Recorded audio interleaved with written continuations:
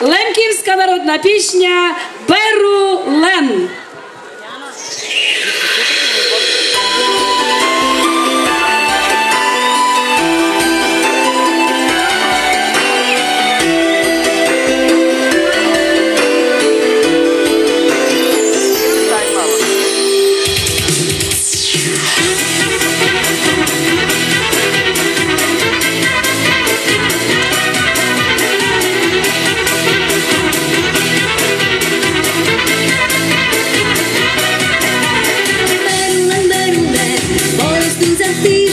Вибрала до краю, от мене шугаю, беру лен, сама команичка, от мене шугаю, от я невеличка, беру лен, беру лен, беру лен, беру лен, беру лен, беру лен, беру лен, беру лен, беру лен, беру лен, беру лен.